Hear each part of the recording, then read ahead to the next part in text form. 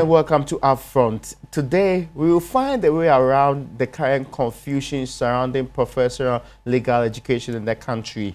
Already, we understand some concession has been made, but what is the way forward in ensuring that we are brilliant, competent, and the right kind of lawyers being trained by the right kind of schools in a way that's sustainable in this country? A man who's been a member of the General Legal Council, who is currently a member of the Council of State, who's a senior lawyer because he's taught for a very long time at the Ghana School of Law, is my guest here in the studio. The Honorable, of course, Venerable too, Sam Okujato. You're welcome. Thank you.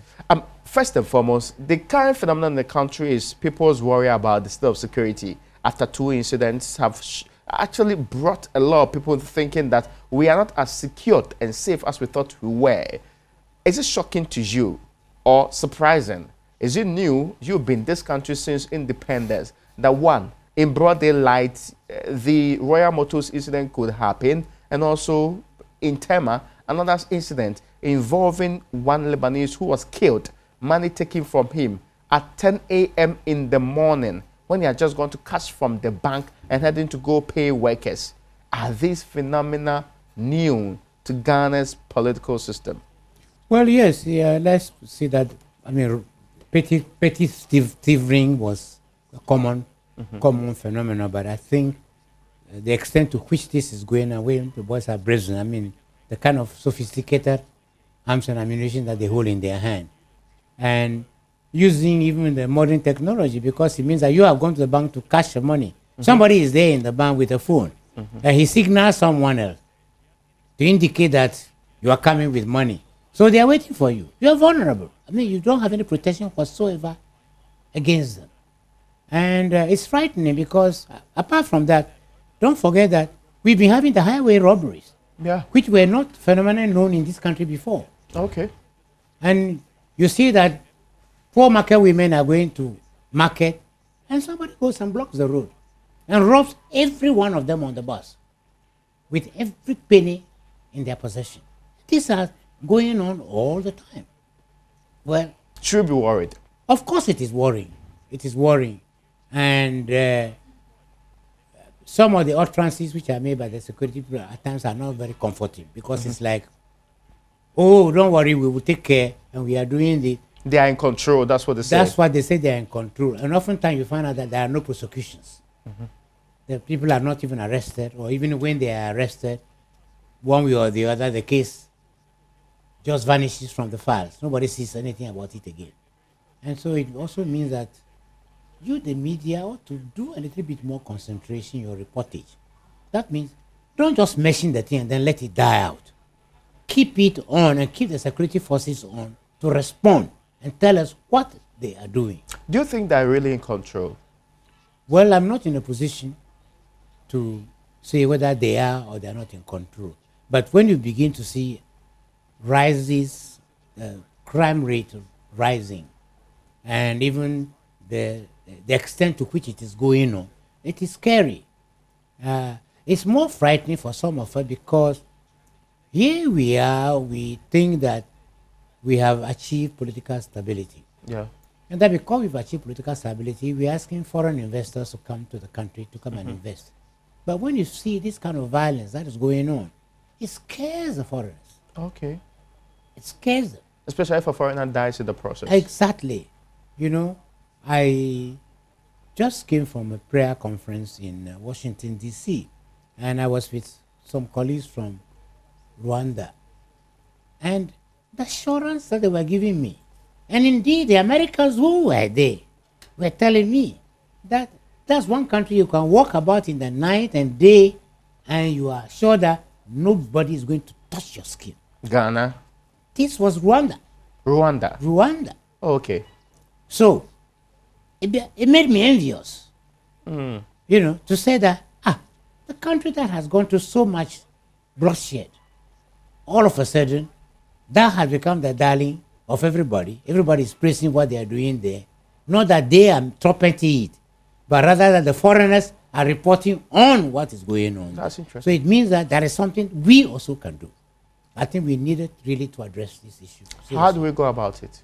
Well, it means that more dialogue between the media the security agencies, chiefs, and elders and the people, and our young ones that we are supposed to be educating. Because when we talk about education, sometimes we fail to appreciate that there is a lot of bad habits which have evolved and developed in the country, which is the desire for money. And people don't care how they make the money. They are respected because they have money, which they have stolen or robbed. So I think these are the issues that I think as a nation we needed to really address. Okay, but the understanding many would put to some of these things is modern phenomena. When times change, crimes evolve, and things get more, what they call it, complex, and things actually become sometimes out of hand if the security does not meet the challenges coming in the state of the day. Why do you think I deliberately mentioned Rwanda? That's interesting.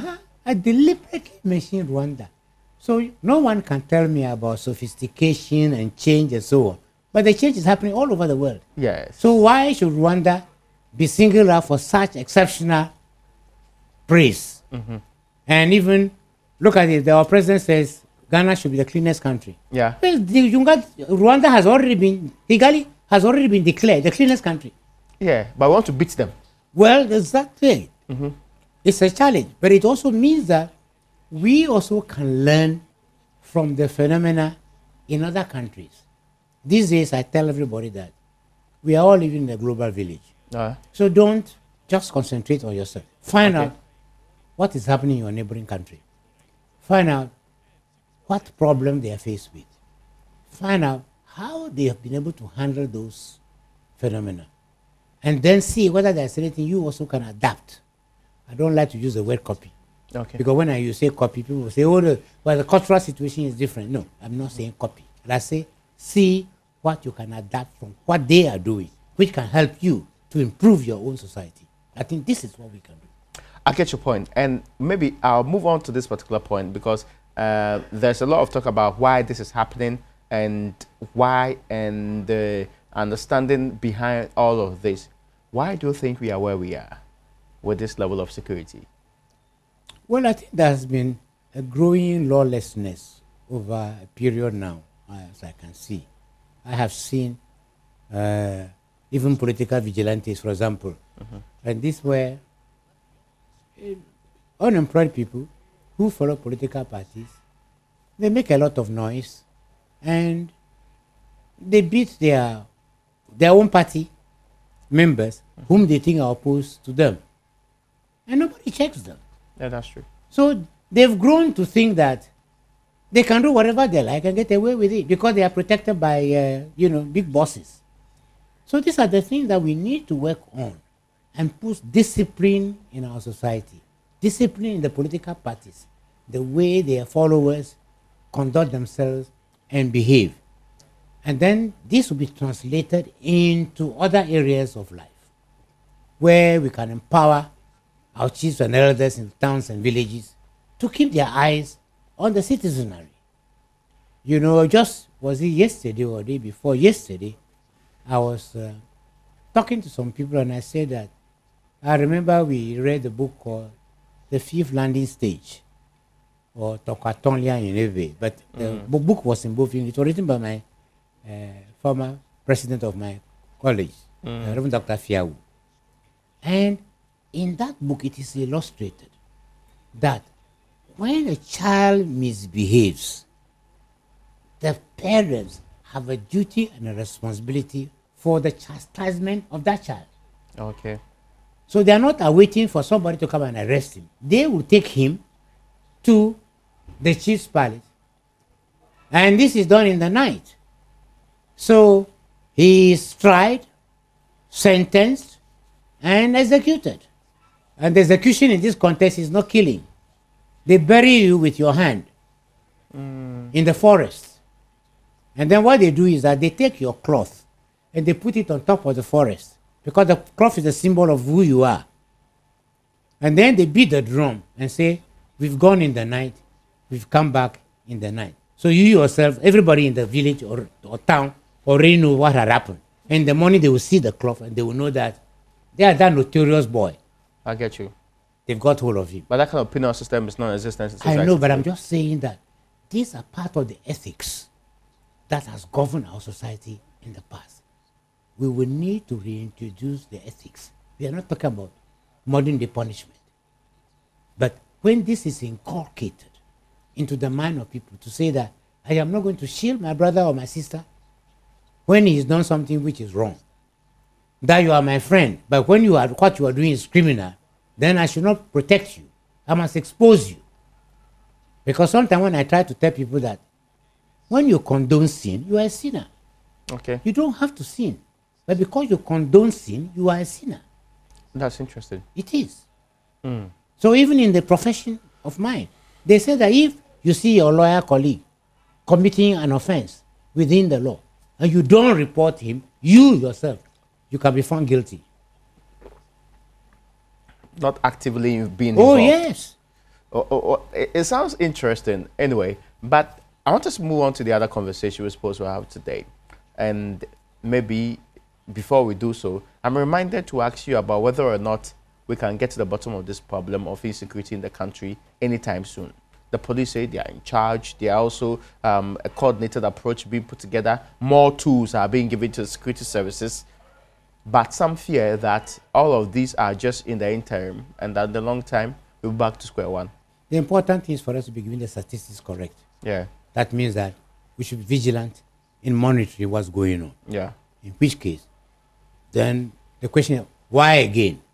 Why has this one happened? Why didn't you stop it? Okay. What is happening to your intelligence system?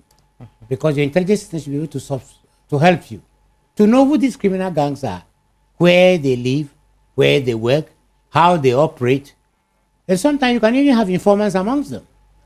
We can be able to help you to monitor what they do.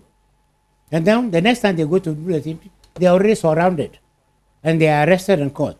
If that happens once or twice or twice, you've done that, there will be a whole change of atmosphere. That's interesting to know. But let me come in with this particular thought and moving on to the professional legal education problem in Ghana and how we ought to fix it. We know that LI 1296 of 1984 incorporates a bifurcated legal education system, which in 2012, the General Legal Council then introduced the entrance examination and interviews in this particular case.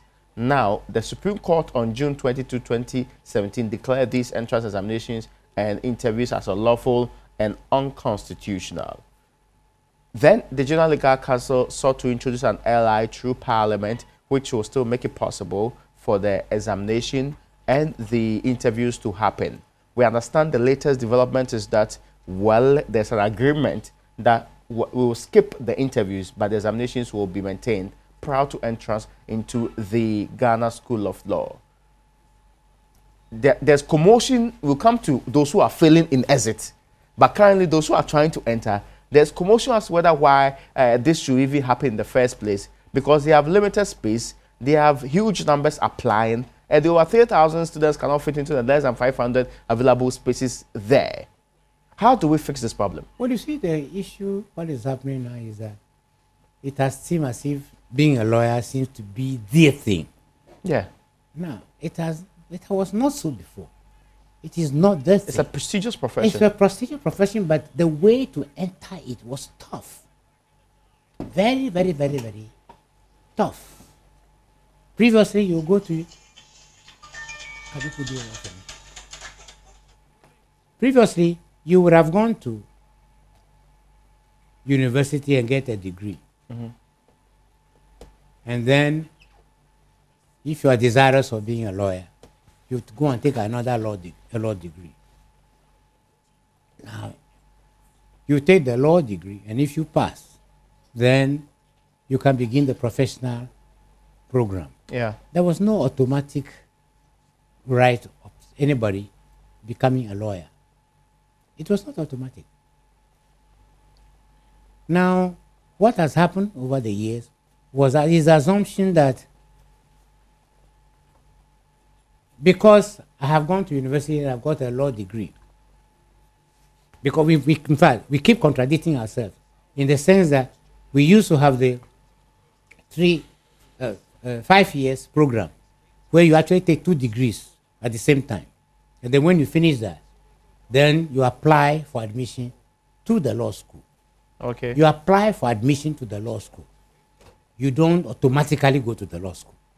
You apply for admission to go to the law school. Now, over the years, I didn't know what happened. Then they scrapped the double degree program and limit it now to just LLB. Now, we were supposed to then trying to adopt the American system, because the American system allows you to go and get any degree from zoology to archaeology. Okay. When you finish, you can apply to a university for a Juris Doctor degree. And I can tell you, my own observation from that system is that very few of those who start the Juris Doctor program complete it. Interesting. In America. Very few complete it. And when you complete your Juris Doctor program, where I can tell you the course is so tough, the complicated subjects and the rest that you have to pass within the period, it's as such that when you finish and get that one, now you must go to each state in the US, which has its own state examination for admission to the bar. Each state? Yeah, each state in America. There is no universal qualification in America for a lawyer. Each state in America has its own qualification process and procedure. So what we are doing now is to make it seem as if, well, first of all, let's go back again. We have sat down and we found out that just sprang up so many universities that have come up. Now, in my last count, about 70-something. Yeah. Universities have just sprung within the past few years. And everybody is offering law as a program. So I asked myself, what are they going to do? What employment opportunities are there in the system? Because, you know, one can easily be misled by the figure that was given the other day about the, what do you call it, the legal program that are 20-something people. And they brought jump and say, but we need lawyers, and yet they cannot, they are only 20-something. I say silly. Yes, the said legal aid board has only 23. It's a silly statement they have made, very silly. Really? I am telling you it's very silly. Why? How many lawyers qualify every year as lawyers? I mean, to be clear, the last time we are only counting 91. Okay, assuming even for the sake of argument. I have been teaching in that class where sometimes we have even more than 100 and something, even to 200 yes. qualifying. How many are employed in the state system? I mean, a few. They don't employ them. Yes. And they don't employ them, then you are not coming to say there are only 20-something lawyers who are available. I'm telling you, many of the young ones who have qualified for the law school, they have no job. They have no job, they have no proper chambers that can even train them. Sometimes you'll be shocked. I sit on this disciplinary committee. Okay. The other day I just saw 3 young lawyers who were brought before us. What were they doing? They went and formed an insurance company, well, so-called, and say, oh, the people should put money inside it. And then if they have legal problem, then they can be funded. And I look at them and say, are you an insurance company? They said no. So what you're doing, you see, is fraudulent. It's completely fraudulent. One of them actually has a full-time employment with a bank.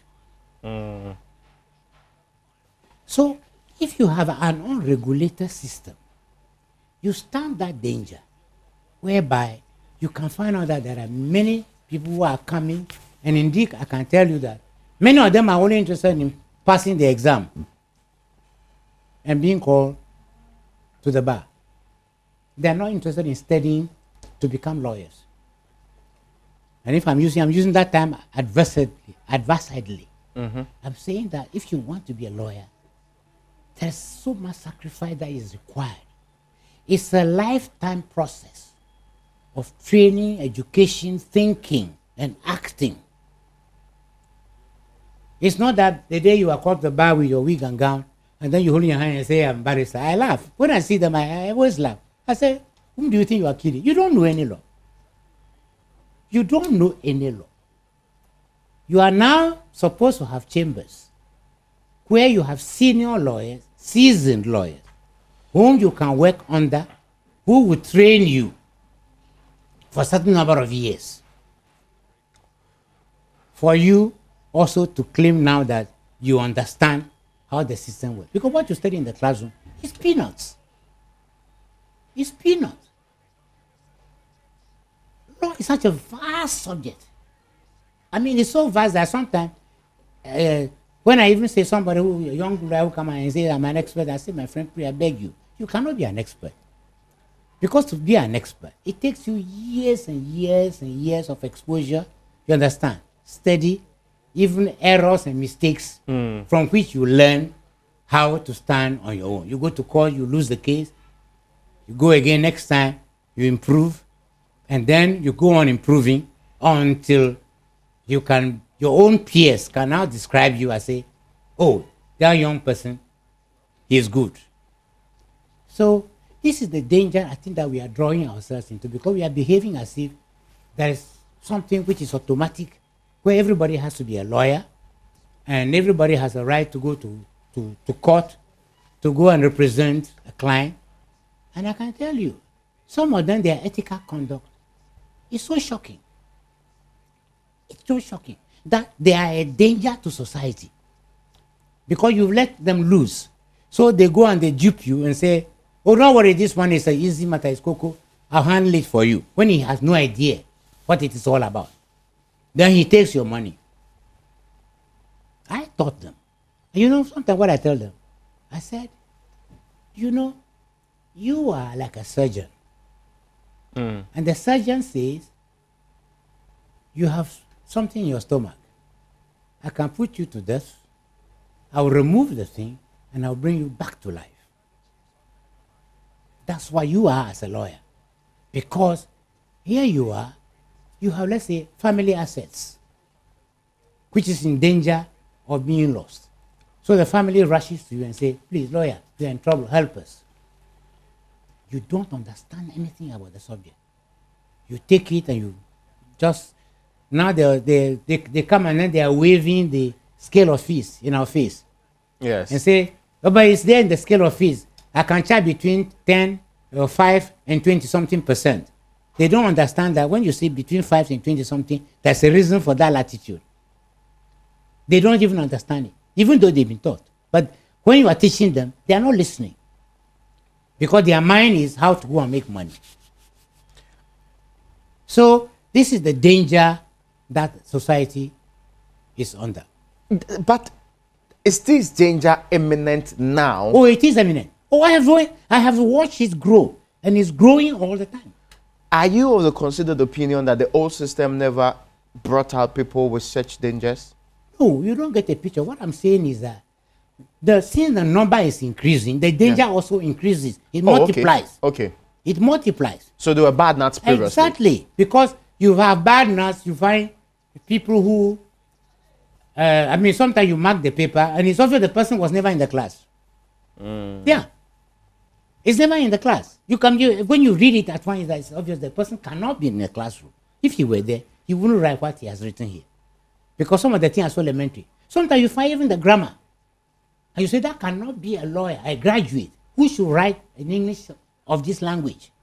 When this is the modus of communication in the matter. This is how serious the matter is. And I don't think people are addressing their minds to it. So why did we go wrong? We've gone wrong because we decided to make the law an accelerated education. And so we licensed so many universities to award law degree, which should never have been the case. But could you have stopped them? Yes, we could have. What would have been the reason? Because the accreditation board is trying to usurp the position of the General Legal Council. They assume that because they are called accreditation, it means that they accredit everybody. Every institution has university. Yeah, but I'm saying that in the university, it is the courses that you accredit. Yes.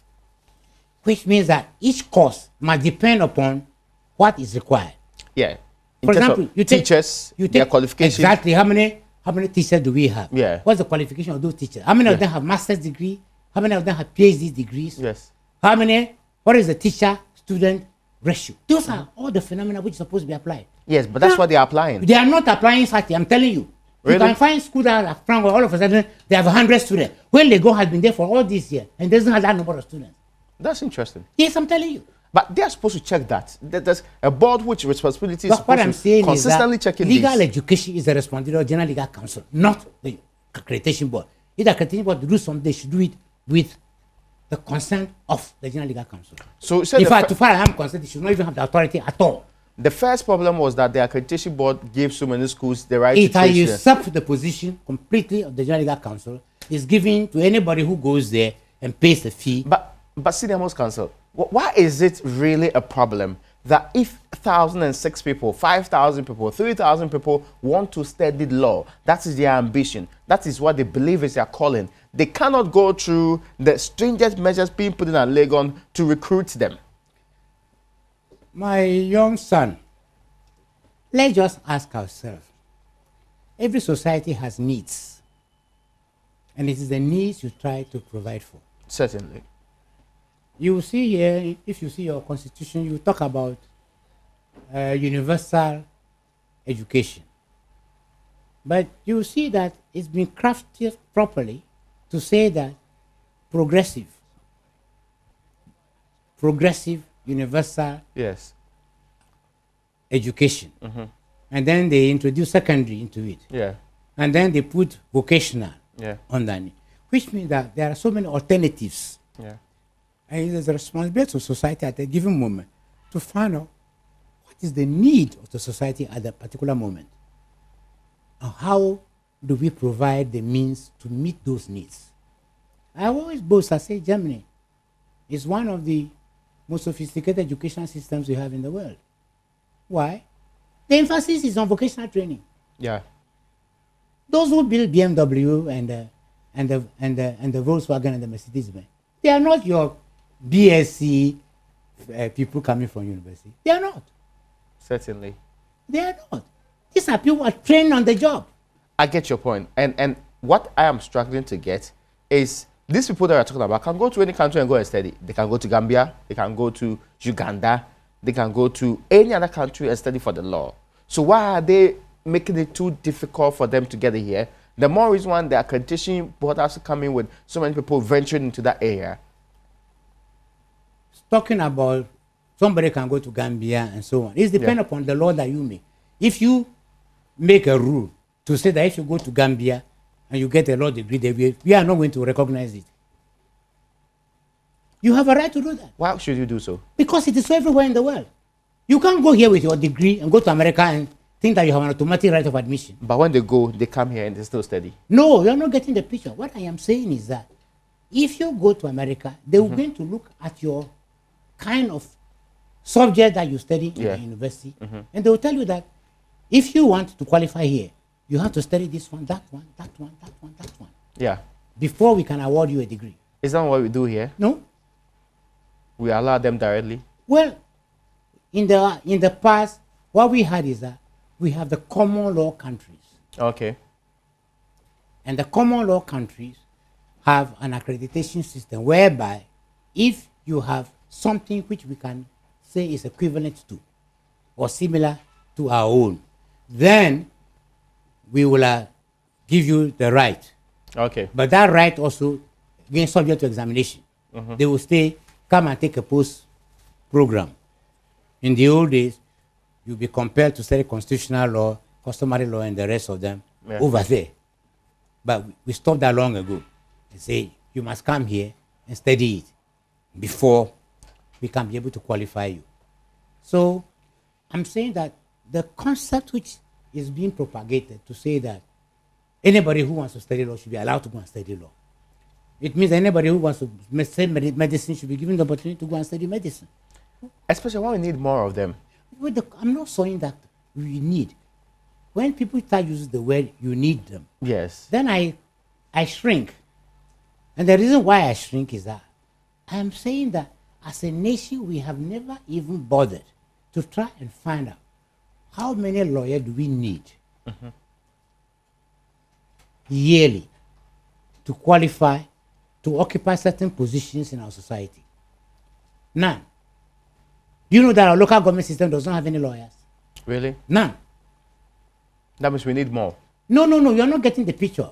You are not getting the picture. What I'm trying to say is that because we have not tailored the system to train people for the job, because what we would have been doing was that we would have been offering specific programs in the law school for those who are going to work in local government.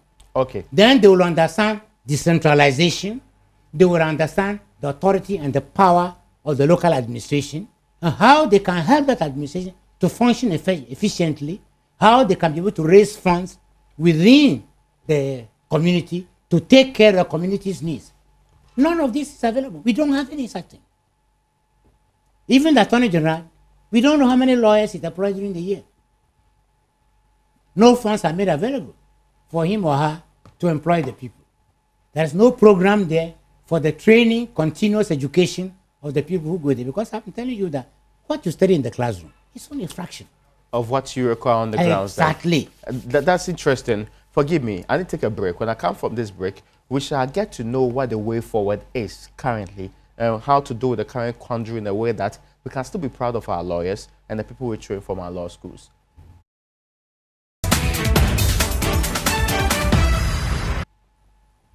You're welcome back. This is UPfront. My name is Raymond Alka. My guest today is the Venerable Sam Okujeto, distinguished lawyer, who is actually taught in the Ghana School of Law for a very long time. He was previously a member of the General Legal Council and now a member of the Council of State. He has been a member of so many councils in this republic too in times past. But the conversation is on how to make professional legal education what we want it to be and fixing the current country and the problem before us, and how to do that sustainably in a way that makes a lot of sense. You spoke to me about people not getting the main problem with the current discussion and re-diagnose the situation to be not just the need to produce more, but to produce the quality that will do the work required, so that we don't bring more problems onto society. And that's how you framed it. Now, this is to ask the question, how do we fix the current problem? Should we maintain the examination, which the General Legal Council says it still wants to do in the new LI, and it has actually agreed to take out the interview? Should we maintain that structure? Should we maintain a structure that then at the tail end still has an independent examination board to working on it? What is the best way forward? Well, there can be a combination of so many phenomena that one can put together on a matter of this nature. Those who thought about an independent examination board, those who thought about the interview process, it's all because they were confronted with a problem that they're trying to find a solution to. Certainly. The problem that arose was the fact that they should have ensured that the LI was amended. They didn't do that. I think that created the problem. So if they had amended the LI, so far as I'm concerned, Supreme Court would not have said it's tracking anything out. Because the power to make the LI is theirs, not the Supreme Court. Supreme Court does not make the LI. It's a matter for the General Legal Council to make the LI. So I think this was where the confusion arose. The issue is that in many institutions abroad, admission to law school is both by interview and most times also by examination. There is no automatic right. You know, let me tell you something. Someone goes to University A, someone goes to University B or University C, and he comes up with a diploma in his hand, he's waving. He say, oh, I had first class honors. The assumption is that he must be very bright. But sometimes you want to test and see whether indeed that document is worth what's written on it. So you set a certain test for the person, you find out that the person was unable to perform, which means that there was a bogus system in the first place, in the award of the degree. Many people do not want to understand that. Sometimes I have to warn them and I say, look, don't let anybody come and wave some paper in your hand and say, I have first class honors. Don't be fooled by it. Many times it's meaningless, because in some instances, it is lecturers who will go and duplicate the notes that they had used from 20 years ago and sell it to the students, and then tell them that if you don't answer this and that in my class, you won't pass an exam. I say it's silly. I'm not going to set examination for the student by telling him what I'm going to set the examination on. No. What I want him to do was to have education. And therefore, I'll prescribe books for him to read. You understand? I will examine them in the classroom. And if I have the facility, I will even provide a tutorial. Okay. Where a tutor will spend time with them to get them through with the way what we call legal thinking. Because that's a different subject altogether. The way a lawyer should think. It's not just a question of knowledge, but how to apply the knowledge. Those are part of the process of legal education. And so we have the danger at the moment where we don't have any such thing. And so the university, which are all springing up left and right, and all of them awarding degrees, it's like a competition. You too, if you can get more people with first or second class upper, then you think that you've scored and your students will be admitted to the law school. But the question is that some of those qualifications are not worth the paper upon which it is written. That's interesting. So it's a danger to society. But how do we then fix the problem?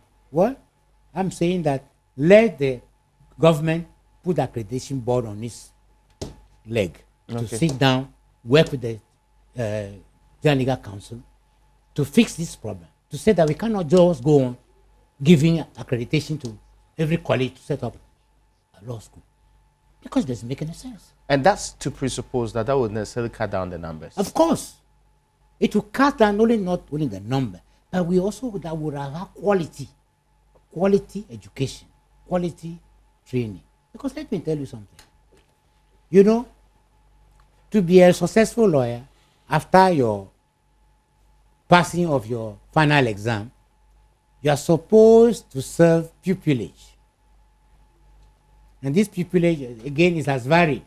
It was 6 months, it was 1 year, and then we keep moving backwards and forwards. In my view, that thing should be even a minimum of 2 years or so.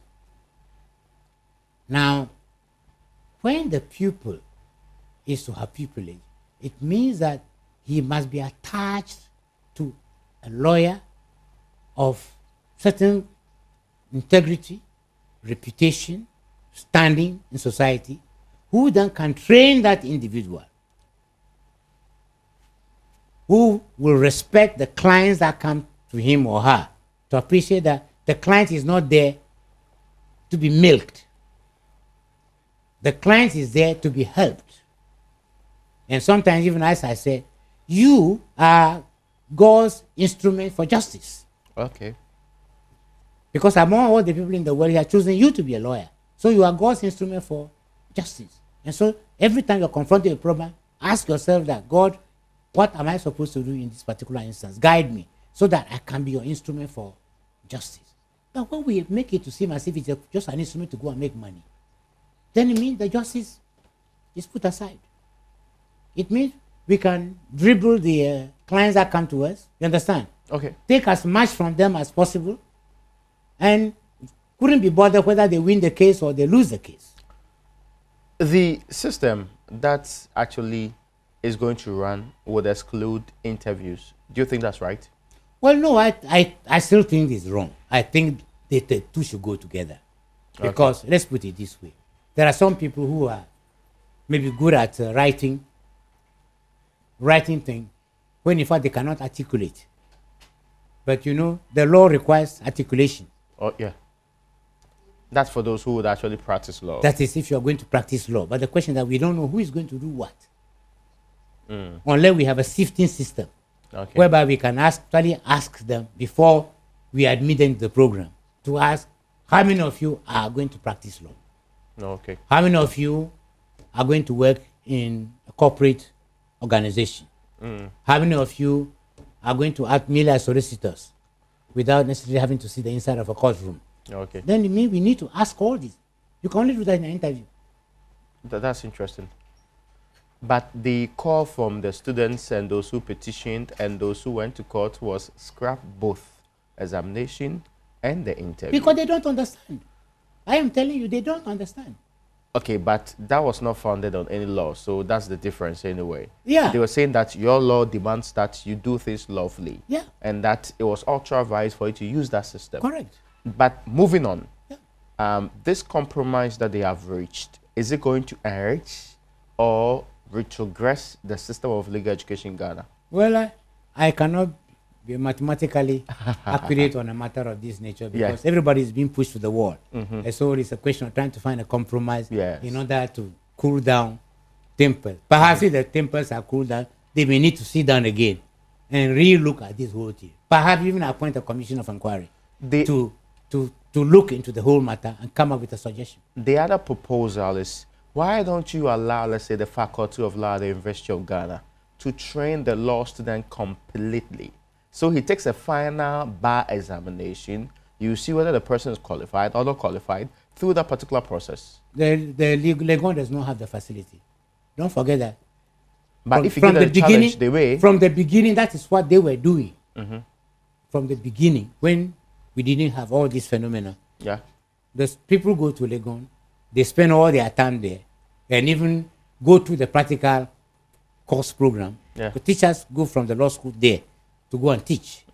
But those things have died long ago. Because there are many of the people who are teaching at Legon there who don't even know the inside of the classroom, the courtroom. Okay. They don't even know what happens in the court. But there cannot be something necessarily wrong with that, right? Oh, there's something seriously wrong. But we have agreed that the lawyers not supposed to be in court always. No, you're not getting the picture. What we are saying is that we have to train you holistically. Okay. So that it does not matter what you go to do. Okay.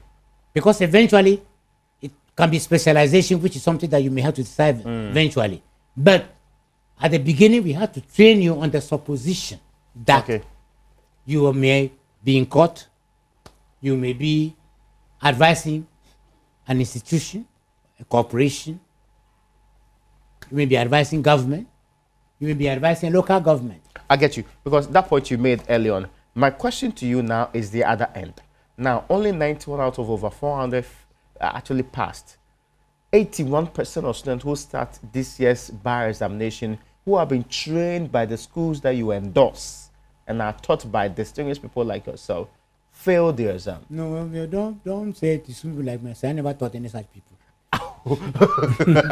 I know. Don't rob me. Oh, don't rob me. I'm saying that you have taught in the school before. No, well, but before, but that. Yes. But that, I'm not teaching them now. I get you. Because if I'm teaching them now, the rigor with what I will take upon them is just to tell them that you have got the whole thing wrong. Sit up and begin to ask yourself, what is it that you want to do? You want to be a lawyer. Good. You want to be a lawyer. It's a rigorous training. It's a sacrifice, burning the midnight candle, avoiding the nightclubs and the rest of your colleagues who are running to, and study the subject. And read the books, because they don't want to read. You cannot be a lawyer without knowing how to read. You know, sometimes people come to my library in my office, and then they see that there's a whole shelf there. And on that whole shelf is international law. That's only one of the subjects for the LLB program. That's true. But I have to read all those books. So the question I'm asking is that, what are you learning? If you want to go and read lecture notes to pass an exam and to solve a crime's problem. But forgive me, is it a problem with the students or the teacher? Is the whole system is getting rotten? Or the fact that the people who taught them and the syllables with which they taught them are way too different from the people who set the examination questions and the people who marked these questions. Those who set the examination questions and who mark those questions. Yeah, that's the independent examination. But they are lawyers. Independent body, but they are lawyers. They are lawyers who are practitioners. Yeah. Who have been in the state for a long time, and they know what the needs of the school are. So when the way they were attacking them, I just don't accept it. I just don't accept it. The question is that people want an easy way out. And some of the lecturers in some of the private universities are agitating on them to go ahead and do this kind of thing because they are benefiting from it. Because they are the ones who they are peddling.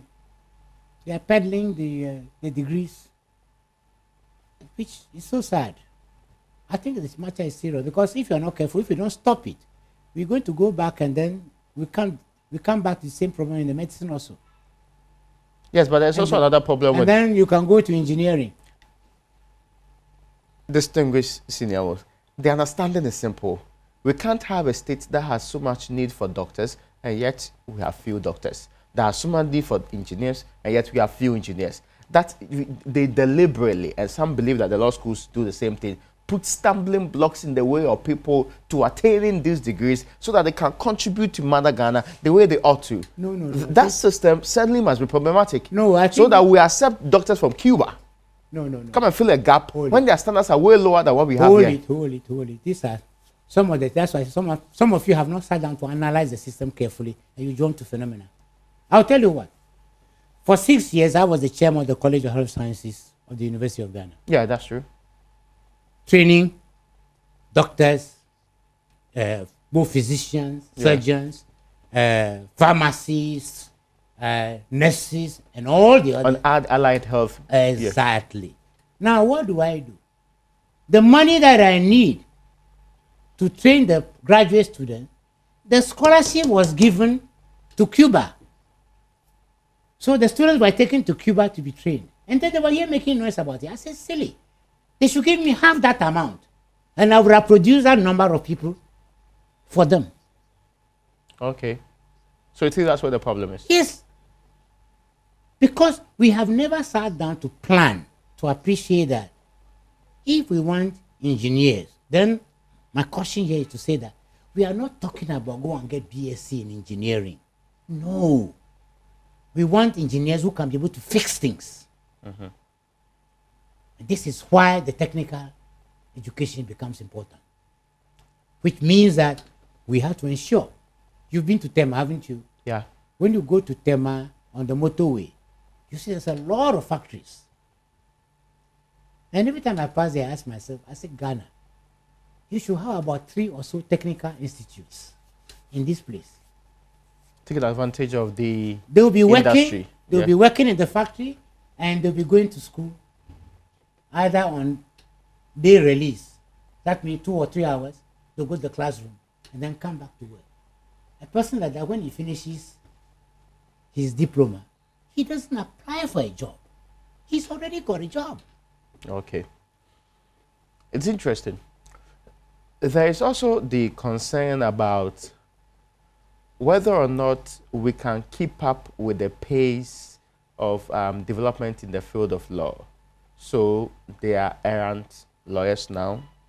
There has been errant lawyers in times past. The General Legal Council is being deemed now to be operating in ways that the students believe is suppressing their rights. The council doesn't believe it is suppressing their rights. What rights?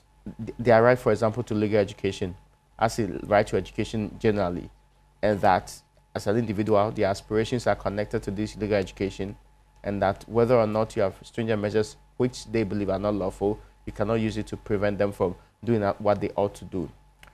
The concern coming in now is that we may jeopardize the entire legal system by not being able to produce any of the lawyers we want to produce at all. When people lose interest in our legal education system, will we ever get there? This is a joke. Really? It's a joke. You know, people joke. Let me tell you something. I was a student in the 50s and 60s in England. I knew of PhDs who took the battery of 4 times before they pass. Yes. So what are we talking about? Because we are assuming that there's something so automatic about going. And I said, look, when you go and you fail, please just go back and find out why you fail. You did not prepare properly. You concentrated on certain questions to come, and they didn't come. And so you fail.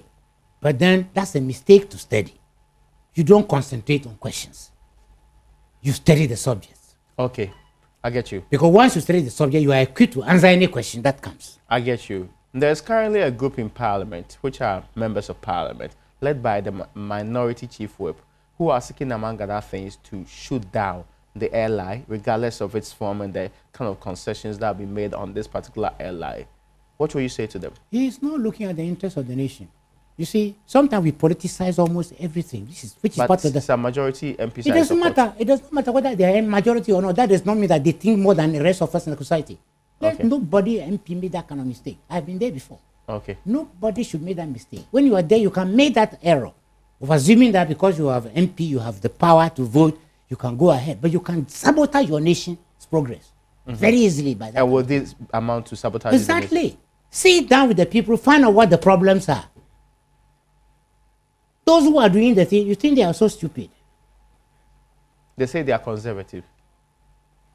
I don't know what is conservative, because sometimes I have to warn people. They want to maintain old systems. When they start talking about like that, I laugh and I tell them that, look, I'm an old man, but I have seen so much. But I keep pace with development. Okay. Not only in my country, but all around the globe. So that I can say categorically and say, this is being done here, and I think it's something useful from that for us to learn. So you don't just go and sit down and say, oh, you shoot down. I mean, it is not the right approach. Sit down with the people and find out what the phenomena is, what the problems are. How can we put our heads together and resolve it and bring peace and unity in the country, but also to ensure that these kids have a proper education and background, which can enable them to be equipped to help society. The final point I'm asking you is also to the students who say that even after going to court for the first time, we are still going to ask the Supreme Court to shoot down this compromise that's been made in an airline that says that there should still be an examination, even though they are not going to agree to an interview. What do you say to that? What makes the students think that the Supreme Court should do whatever they say? It did for the first time? No. I'm just saying that when I hear this kind of thing, we are going to go, we are going to shoot down and do it. I say, who do you think you are? Who do you think you are? It's taking a narrow view of society. My son, society is very complex. I get you. And because it is complex, when we are confronted with issues, it is better we sit down and try to listen to everybody.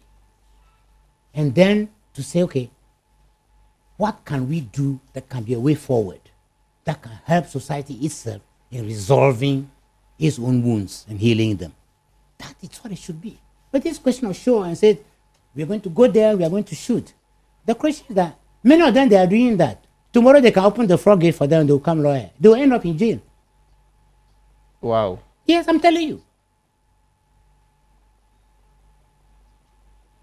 Because they don't want to learn the profession, the ethics involved, the nuances involved, how society needs to be protected against even the lawyers. Interesting. Distinguished Counsel, I am pleased to have you today, and I just hope that we can do it more. I just hope that if the issues come up and I beg you to talk, you will be very responsive consistently. But today, I'm very excited to have had you in our studios here. Well, folks, that's where we tie the nice ribbon on today's edition of UPfront. My guest has been the Venerable Sam Okujeto, member of the Council of State, formerly of the General Legal Council, and part of the disciplinary committee, right, that actually oversees lawyers. That has been... I'm still on that. Yes, you have been summoning and been dealing with lawyers. Correct. You have been suspending some of suspending them. Some of them are very... striking some of them in the name of... Yes, but some of them are very unaffected about, I mean, how they go to school for a very long time and you just got to strike their name out like that. They should go to London and you see that every week somebody's name is removed from the road. Thank you so much. I appreciate your coming. Pleasure. Okay. Thank you.